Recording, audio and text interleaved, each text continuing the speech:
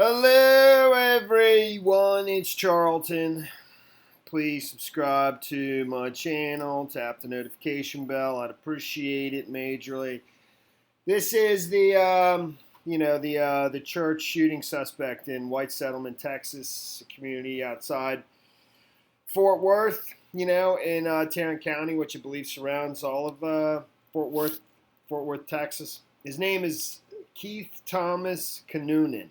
And I think that's one of his former booking photos. He has a long rap sheet. I don't know why. I'm not real sure what the mystery was, why they held his identity for so long. I mean, that was just making, I think, a lot of people, myself definitely included, wonder, like, why aren't they revealing who the suspect is?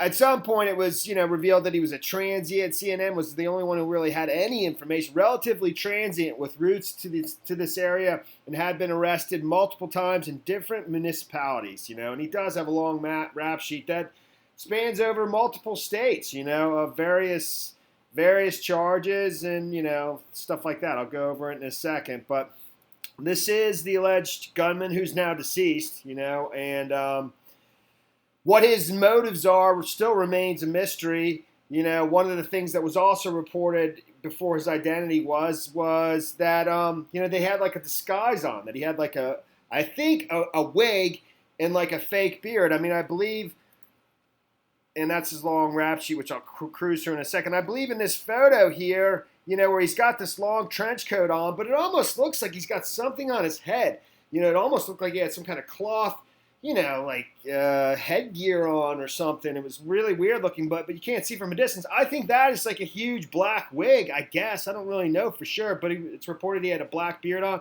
and maybe fake glasses.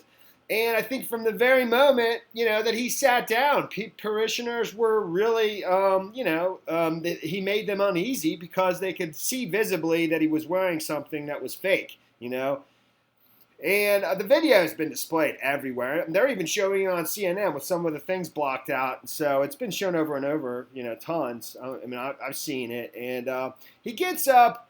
Apparently, one of the persons that was identified, Tony, I think his name is Wallace, the nurse and grandfather, who was with his daughter in church. She saw her father killed. Had just finished giving out communion, I believe, and had sat down.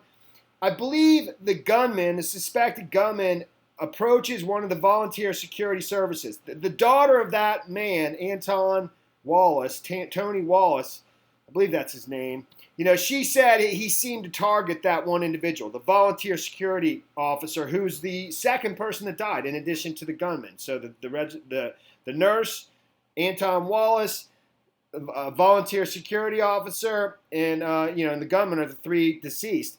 And a different volunteer security officer is the one who I think is a former FBI agent, who owns either a gun school or a gun range, immediately, drew his weapon and took him on and put him down, and he was shot by another security officer as well, I believe, or maybe one of the other parishioners that was, just concealed carry. In any event, he did seem to target that one person. If that was the reason he went there, or I don't know, or if he's just crazy, which, I think that's a distinct possibility given, I think he's homeless, and seems to be somewhat of a drifter from one community to the next. Maybe he spent some time in this community, I don't know, but just discussing potential, why he would do this, why he would put on a disguise, put on a wig, and a fake beard, and go into church, sit down, and then in the middle of the service, stand up and approach the security officer, pull his weapon. You see him go up to him, and then he just pulls his weapon and just shoots him right away. Doesn't even give him any chance whatsoever. And that's when, the guy who shot him and put him down absolutely did an amazing thing. And he is a hero. He saved many lives. And, whether you're pro-gun or not, the new law in Texas seemed to work. It definitely prevented him from killing more people. No question about it, And people are going to have guns. It's not like he had an AR-15, so you can't, it worked, It's a shame the guy, but you can't stop every crazy person in the world from being crazy, And so, in any event. But his rap sheet is really long. Why the guy? My guess is that he didn't have that gun legally. I mean, but who knows, man? Who knows? Kinnunen, I don't know if I'm pronouncing that right. Kinnunen has a long rap sheet in numerous different cities across America dating back to 1998. He's been arrested and charged numerous times in Tucson, Arizona, Fort Worth, Texas, Grady County, Oklahoma, where he was arrested in domestic violence case in 2011 and charged with felony aggravated assault and battery. He later pleaded guilty to misdemeanor assault and battery charges and was sentenced to 90 days in jail and given credit for already serving that time. In 2012, he was arrested in Oklahoma and charged with third-degree arson. He pleaded guilty and was sentenced to time in to jail time in that case. Here's what you need to know about Keith Kinnunen. He was born in Kansas, had a brief career in boxing in Texas, also lived in Ohio and Arizona. Other things about his criminal record, of which there may be some overlap here, I'm not real sure, but I'm just cruising through this. Kinnunen, who officials said may have been a transient, has a criminal history that includes assault and unlawful possession of a weapon. New Jersey outlet NJ.com reported that Kinnunen was arrested near an oiled tank field in Linden, New Jersey, I'm assuming. I don't know. After he was found with a shotgun in 2016, he told police he was homeless. The 43-year-old was also found to have had arrest warrants out of Oklahoma for aggravated assault.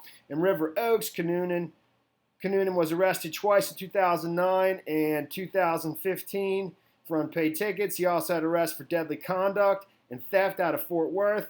I assume River Oaks is fairly near Fort Worth, Texas, but I'm not positive of that. Parishioners at the White Settlement Church were suspicious of Kinnunen after he entered the service Sunday wearing what appeared to be a fake beard and wig. A witness said she felt uncomfortable sitting near him during the service. Authorities are continuing to investigate the shooting and are looking for a possible motive. I mean, why in God's name he would have targeted that place, gone through all that to put on a disguise? You know, it's just bizarre. It's crazy.